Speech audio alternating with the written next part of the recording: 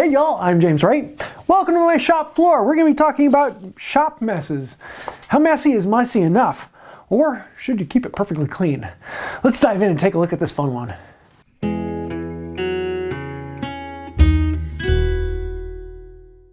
So today we're going to be seeing some weird and interesting angles.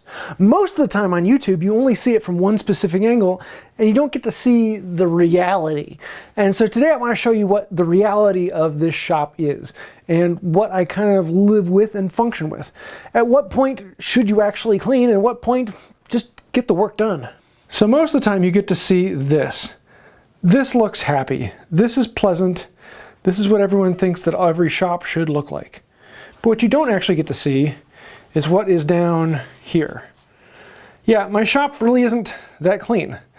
And this is the state at which it generally lives. Things from a box of scraps to my boiled linseed oil to things I want to work with, but I just don't have a place for it. The under bench tends to just gather stuff. It's a horizontal surface. When I need to clear off the bench quickly, that's where it ends up. I often have a large pile down here of curls, chips, and sawdust, as well as rags that have been fully dried out, racks of scrap lumber that I really want to work with, or I just need stuff on hand when I need to quickly demonstrate something. And then of course the rest of the shop. Basically every horizontal surface then becomes a storage location. And yeah, this is why Sarah hasn't gotten much done on her bench. I ran out of time cleaning this up on my last turning project, so yeah, I gotta do this before I get to the next one. And then of course my office, yeah, it's a mess. Okay, yeah, that was kind of scary. So let's get back to the nice backdrop here. That is usually the state you will find my shop when you come here, is that there's stuff on the floor here and there. There's the project that I last had is pushed over there. The project that I'm waiting on is over there.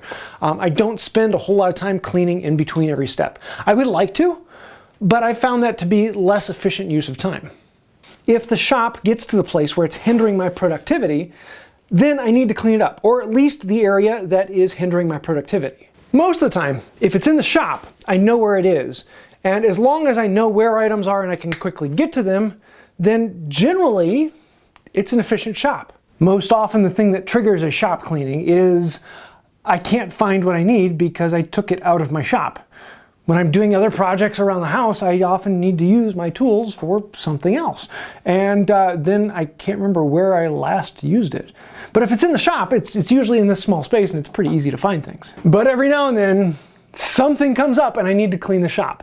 And it usually falls into one of three things that trigger a shop cleaning. The most common trigger for me is I need enough space to work on X.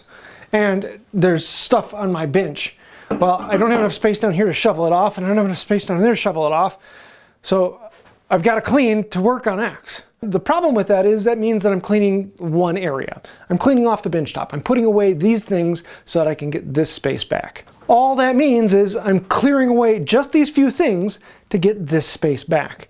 And it's a limited amount of cleaning. It usually only takes 10 to 15 minutes, but it's 10 to 15 minutes away from working on what I want to work on. A small subset of that one is, I need to get this weird shot, and there's trash in the shot.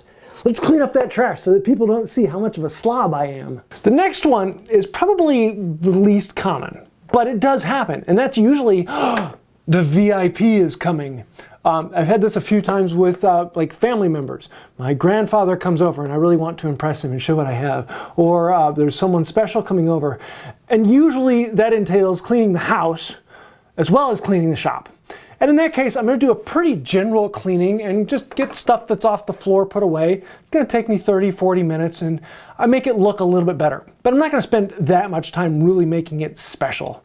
I'm just going to do a good once over the shop, sweep the floor, get the odds and ends that can be quickly put away. And then there's the big one. The shop has gotten to the point where it's just a total mess and it's wearing on my brain and it needs to be cleaned. Most of the time it's triggered by a new big tool that I want to move around, need to put in new flooring, or I need to rearrange things. And in that case, I schedule the time, and it's usually like 2 or 3 days, and I clean the entire shop.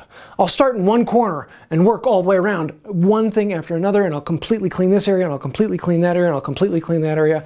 And once I have an area cleaned, I don't put anything into it that doesn't belong in there. And I'll work my way around the shop, and it takes forever, but when it's done, it feels so amazing. And that's when I shoot the shop tour.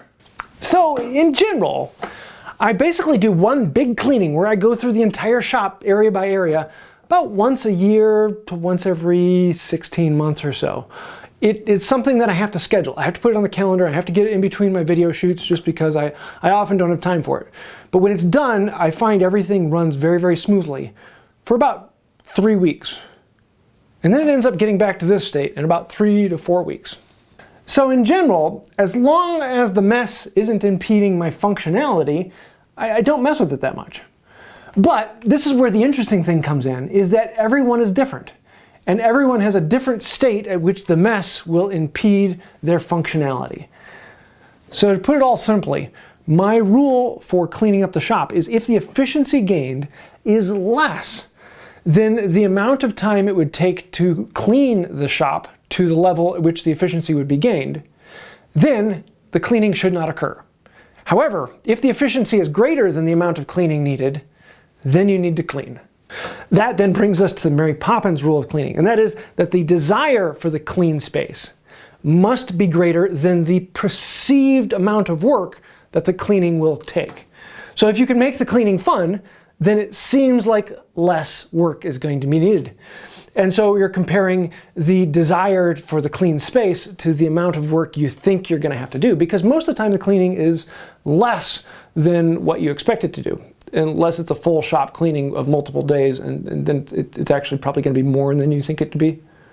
So I know this is really getting into the weeds on the psychology of cleaning, and it's one of those interesting things because everyone is different. Some people just have to have a clean shop in order to get something done.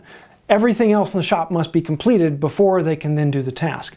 Other people focus on the task. The task is the whole reason for the shop, and if everything else is a mess, it doesn't matter as long as I can do the shop. And then there's that in between where you're looking at the efficiency gained to the time lost and everything in between. It's one of those things that there is no right or wrong.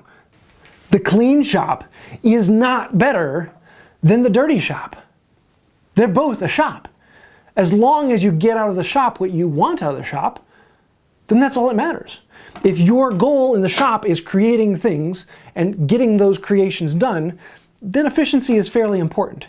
However, if your goal in the shop is to get away from family members, it doesn't have to be very clean at all. It can be a really fun place to go just go down, make some shavings, and have a bit of fun. You don't have to make anything, and it doesn't have to be perfectly clean, and the shop is still doing its purpose because it's enjoyable. So there's lots of different reasons to clean a shop, and therefore there's no right or wrong way to have a clean or dirty shop. So, shop cleaning philosophy. I think that's a first for YouTube, which is actually really surprising. But this is kind of a fun one for me. It's one of those interesting things to have in the back of my brain. And I would love to hear from you. What is your impetus for cleaning a shop? What drives you to? What stage are you okay with it? And what stage do you want to do more?